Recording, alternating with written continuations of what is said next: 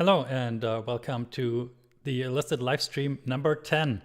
I'm Andreas, I'm the CEO and co-founder of Elicit, and Elicit is an AI research assistant. Unlike last time, hopefully I'm not going to forget to record the audio this time, and together, like usual, we'll research topics that I don't really know anything about with no preparation, and we'll have a time limit, 30 minutes, and we'll see how far we get. This is about learning in public. We'll together find out where Elicit is good, where it's not good, what we need to build to make it better. As usual, I hope not too many people are listening to this live stream. Usually I only have a few viewers who actually watch most of it. Most just tune in and out, and that's exactly how I want it. So this time I want to do something a little bit different. Usually I just pick topics, but in response to the last live stream, a few people suggested topics in the comments. And there are actually some pretty interesting ones, including carbon capture, biomimicry and engineering design, urban air quality, allergies. So I wanna pick one of those. And the one I'll go with is urban air quality. Specifically, cities, they have bad air quality. How do you make it better? Maybe also how do you measure it? But I think that's less interesting than how do you make it better. And we have our timer, and the timer is set to go. All right. As usual, I think I'll start with a pretty broad query. This is the standard Elicit interface. You can use it at elicit.com, just like I can. And I'll run a query. How can we improve how can urban air quality be improved? Let's run this. You see Elicit automatically generates a title for this research notebook that we're generating here. And we're a little bit overloaded on the backend. You'll see Elicit is a little bit slower than usual. So you're a little bit overloaded in the backend, but hopefully it's not too bad. Let's read the summary here. Range of strategies, policy measures, source-related emission standards, air quality monitoring, land use and transport, interventions such as cleaning road dust, interesting, restricting the use of certain appliances, city air purification system. Okay, so that already gives us a few high-level ideas. We would like to organize this better, and also I think we want to filter down to more high-quality papers. So there's a thing that I often do. I will filter to somewhat more recent papers. I think in this case, we can go from, let's say, 2020. And let's load all of these papers. By default, Elicit doesn't do kind of strong weighting of citations or recency because we really want to focus on the semantic search aspect. And so what I'll do here is I will do this manually by loading more papers, and then I'm gonna sort by most cited. And then what I'll do is I'll go through these, I'll check how relevant it is, and then I'll add a search step. Actually, we can automate some of this checking by adding a column here that says, does this paper suggest some concrete ways to improve urban air quality? Say yes or no. You'll see this is also a trick I use pretty frequently. I like to make it a high quality column. And then once this column is loaded, we can add a column filter here for only including responses that say yes. For example, here, this one says no. It's a low confidence though.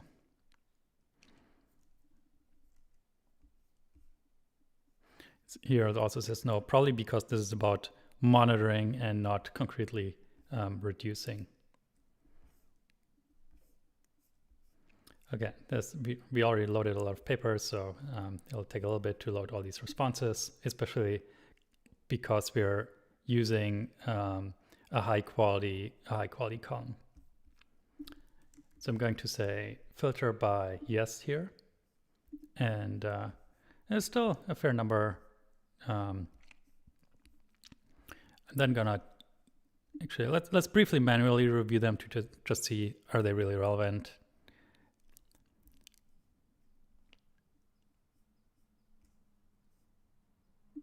For example, this one.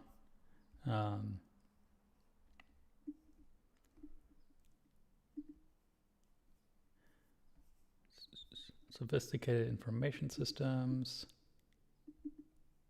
bold policies. This one probably suggests policies. Okay, so I'm going to now select these papers and let's see, chat with papers. The question is, what are strategies for reducing air pollution? Okay, what concrete strategies for reducing air pollution are proposed in the papers provided? Organized by category of intervention.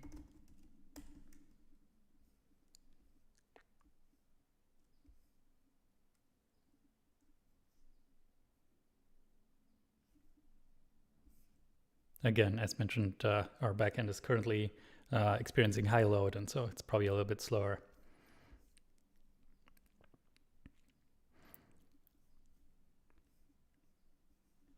But here we are already getting a few different possibilities. So there's compact city designs to reduce the need for motorized trips. I think traffic emissions are probably, for many cities, the main cause. Actually, maybe an interesting thing that we might want to do as a next step is asking what are the main causes of air pollution in cities. I'm gonna just leave the step here for later, and we can run it whenever we're ready. Okay, so here are some high-level categories. Urban planning, transportation policies, regulatory measures, public behavioral changes, tech innovations, green infra. Let's look so we read about compact city designs, mixed land use so that shops and apartments are closer together, more parks, low emission zones where you probably can't go in high emission cars, public transport usage, electric and hybrid vehicles, car-free zones, emission standards for vehicles, regulations for industrial emissions,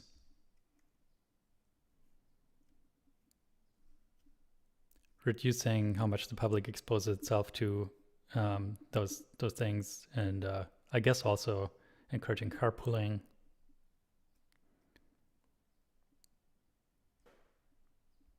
Community monitoring, air quality monitoring,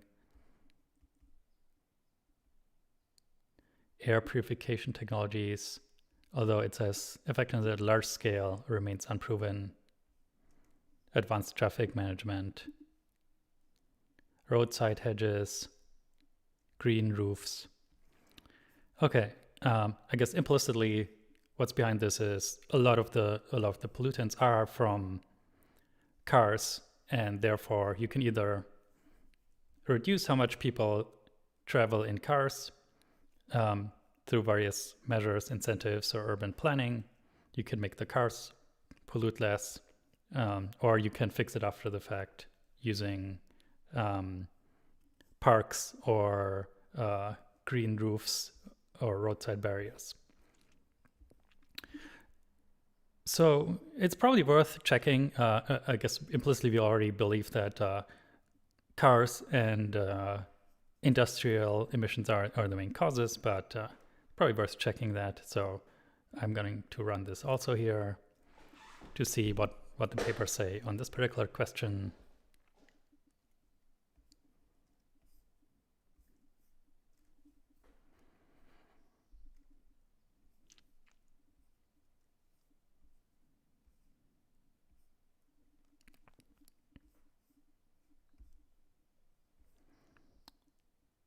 Okay, main cause of air pollution, public transport, or sorry, not public, transport and heating, vehicle exhaust, road dust,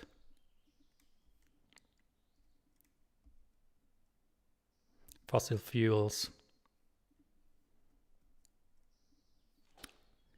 carbon monoxide. Actually, it's pretty interesting to ask, like, well, what are these particular pollutants? So sulfur dioxide, carbon monoxide, and various other compounds, particulate matter, vehicle exhaust is a major contributor.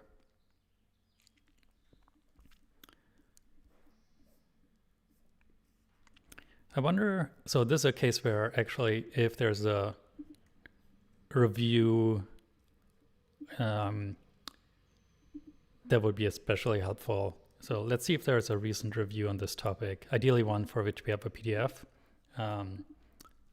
It seems like the sort of thing where a review should exist. Okay, here we have a search for solutions, air purifiers, urban air pollution and human health, a review.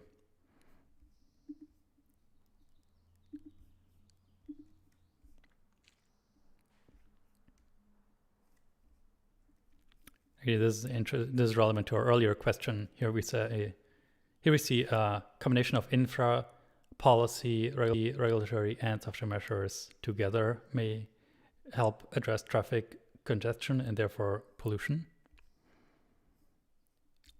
Lecture air quality in megacities. Let's take a look at this PDF.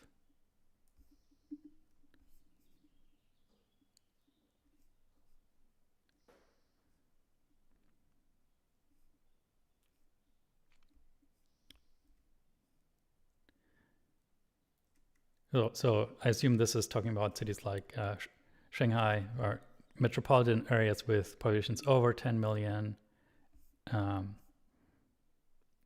Tokyo, Shanghai, New York, Mexico.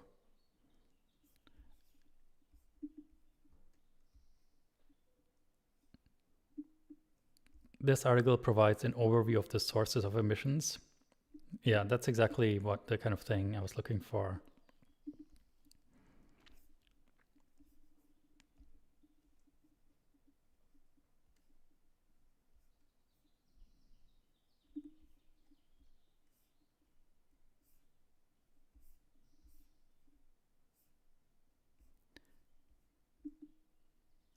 Okay, so we have, there's maybe a great individual paragraph that talks about the sources. Here, the major anthropogenic sources include passenger cars, buses, trucks, motorcycles, aircraft, marine vessels, construction, factories, refineries, boilers, power plants, smaller industrial, commercial, service operations, waste treatment of various sorts, construction, mining, agriculture. Okay, I think this is a pretty good answer to our original question, where what are the sources of actually that wasn't our original question. To our follow-up question, what are the main causes of air pollution in cities? And I think so this one specifically focused on megacities, which is also the one that I am most interested in here. And then This article also does talk a bit about potential ways to address it. So, for example, here air quality management in LA, Mexico City. I wonder if there's a good summary of that.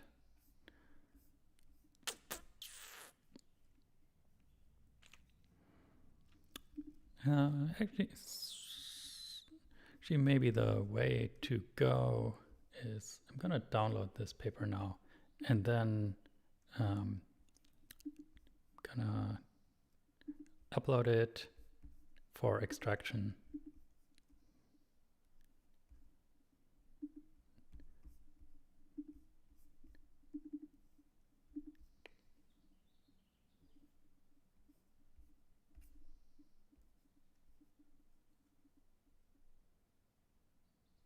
No, it's uploading and parsing the PDF.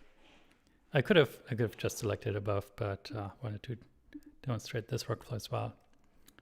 And then now we can either chat with the paper or we can ask questions in columns here. Let's I'm gonna try chat first. Based on the paper, which interventions most help with air pollution in megacities.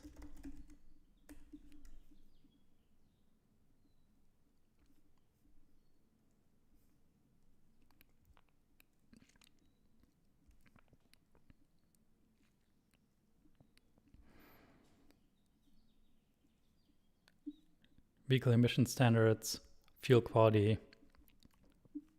cleaner options such as electric vehicles, public transportation,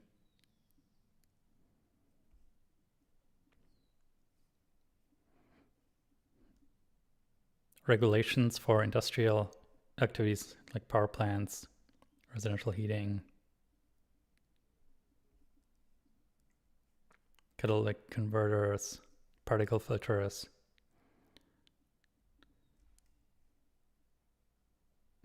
All right, it seems like the message here is like fairly clear. So both on the causes and on the ways it can be improved. So I think the improvements we saw from this particular paper match the improvements we saw from the overall analysis we did earlier in terms of urban planning, transportation policies, regulation, public engagement and behavioral changes, etc. I think the thing I want to explore next is how bad are wood fire stoves for pollution. I mean, they're not really used that much in cities these days, I think. But I personally have one in my house, and so I would like to know how bad are pollutants from wood fire stoves.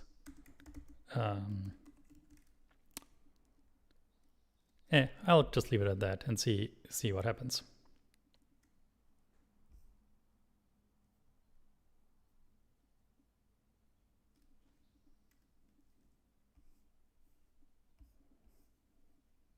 I guess we can maybe separate that into indoor and outdoor. In fact, I think that's what I'm going to do now.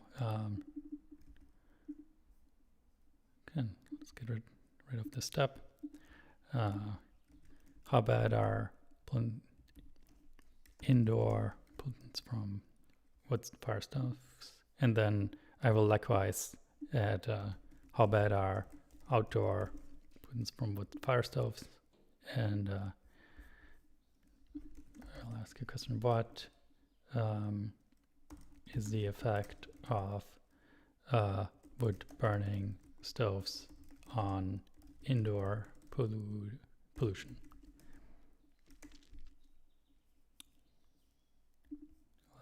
Add the column here, And likewise here I will ask, what is the effect of wood-burning stoves on outdoor pollution?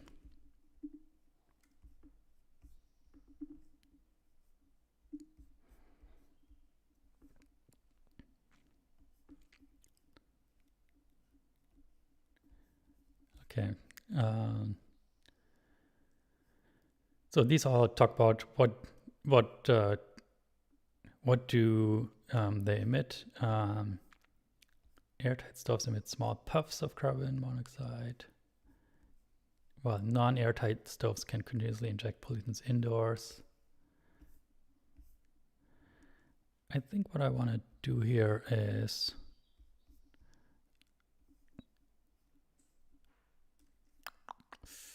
I'm just noticing that these are not open access papers. A lot of these don't have PDFs. So I don't know if we can actually get the detailed information here. Although some of them, this one maybe does have detailed information. Let's take a look at this one. Okay, the aim of the present study was to evaluate indoor and outdoor concentrations of CO, CO2, and PM10 particulate matter, I think, during the operation of wood burning appliance. Seems pretty interesting. Let's go. Yeah, but see, this was what I was talking about. This is still only the abstract.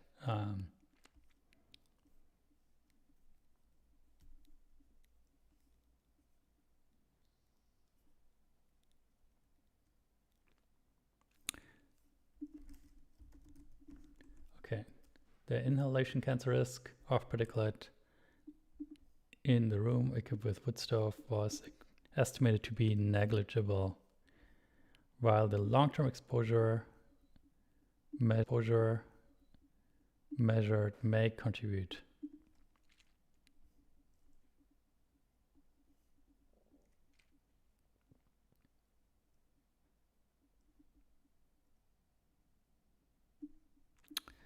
Unfortunately, it's a little bit hard to know how big this effect is. I think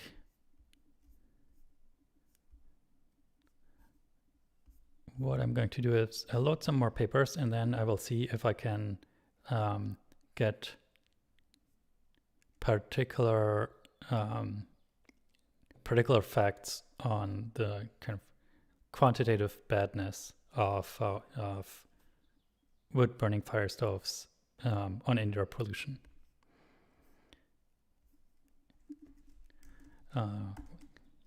What specific facts does this paper mention? What specific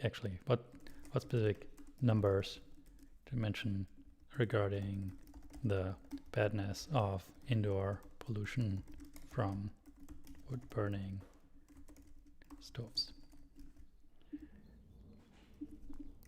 If none, say NA. And we can ask the same question at the bottom here, where we asked about outdoor pollution. So, what specific numbers does this paper mention regarding the badness of outdoor pollution from wood burning fire stoves? Create column. Oh, forgot to say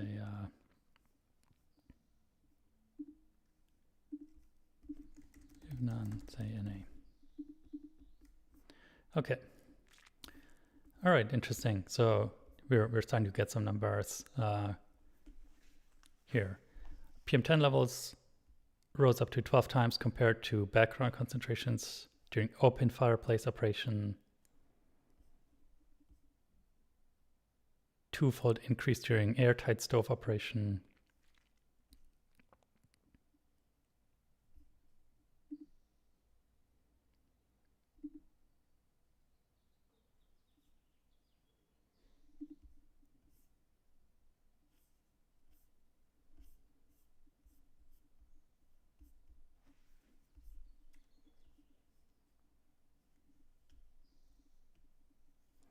Excess lifetime cancer risk was higher than 10 to the minus 6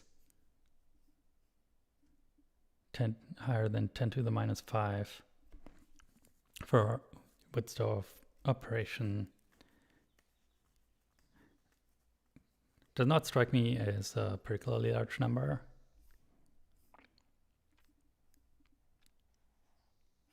This one talks about the particulate size.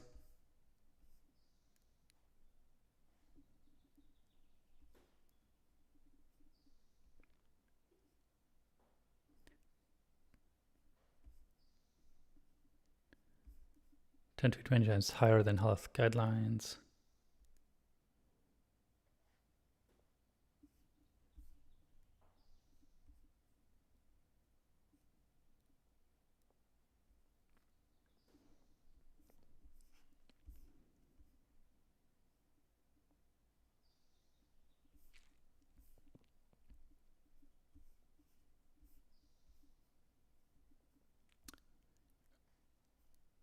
Here are some numbers on carbon monoxide levels.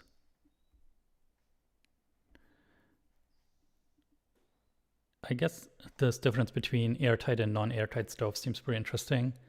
I don't think my stove is airtight, but I always assumed that the kind of direction of the air draft would effectively take care of that, although that may or may not be true.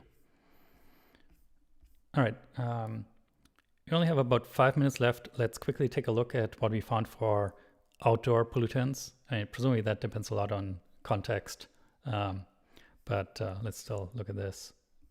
Emission factors for CO2, smoke density.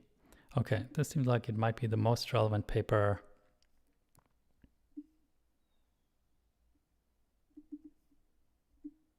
Yeah, mostly about the third world. There's unburnt pollutants and oxidized pollutants. Complete combustion.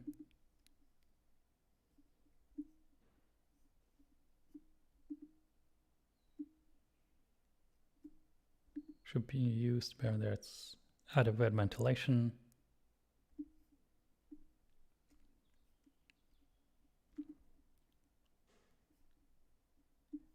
Wood fuel is unsuitable in a stove relative to charcoal. So one thing I'm noticing is that while there are specific numbers, they're difficult for me to evaluate because I do not know what a reasonable baseline is for a lot of these numbers.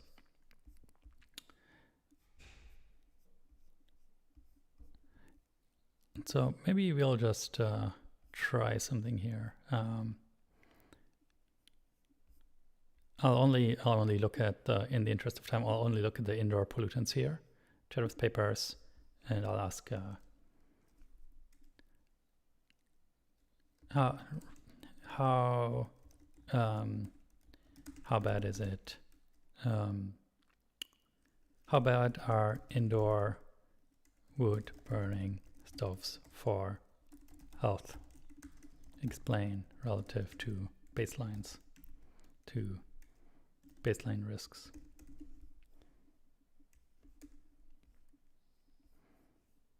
It's a pretty open-ended question, so we'll see how good the answer is that we get. So this one reiterates the different kinds of compounds that are emitted: carbon monoxide, particulates, and particular kinds of hydrocarbons.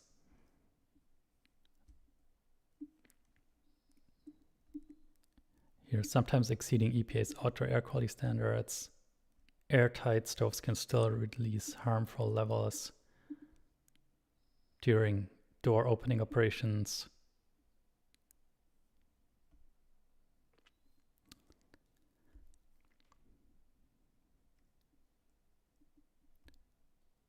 Homes using cleaner fuels exhibit lower levels.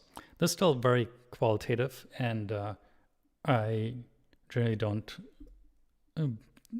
really buy qualitative statements like this very much. I think what I would ideally like to get to, and what hopefully Elicit can help in the future with is getting to much more quantitative statements like, here's your baseline risk, here's your adjusted risk, and then you can make an informed judgment as to whether it's worth it or not. All right, we have 1 minute left. So where did we get to? We started out with the urban air quality question, and initially, I'm going to switch the order around here because in retrospect, it makes more sense. The question was like, what are the causes? I think it was like pretty clear what the likely causes were.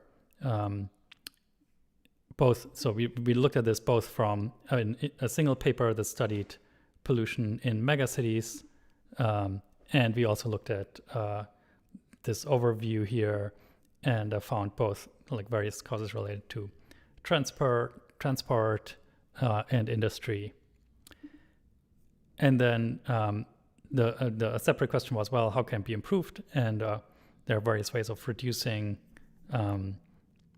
basically how much people drive around in cars that cause a lot of air pollution.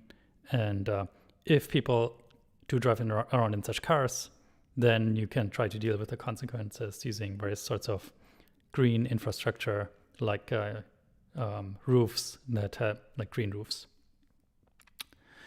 I think this was also borne out by this paper on megacities. We had this nice summary paragraph. And then I went on a little bit of a tangent at the end where I was getting interested in wood burning fire stoves and wanted to figure out how bad are they. I think there I got to less conclusive results. I did get papers that talked about specific increases in particulates or carbon monoxide, but I did not get to the sort of like quantitative statement that I ideally would get to. And so right now my take is probably if you don't like keep your wood burning stove open all the time and it is like fairly airtight, then it's probably fine. And then a separate question is like, how bad is it for the outdoors? Definitely seems like relative to charcoal or other sources, burning wood is probably not great. But even there, it would have been better to get to a quantitative statement. And we're out of time. All right. That was fun. It was nice to do a non-biomedical query today. If you also found that interesting, subscribe, hit the like button. If you didn't find it interesting, well, I'll suggest a better topic in the comments and maybe I'll try it next time. Either way, see you next time. Thanks for watching.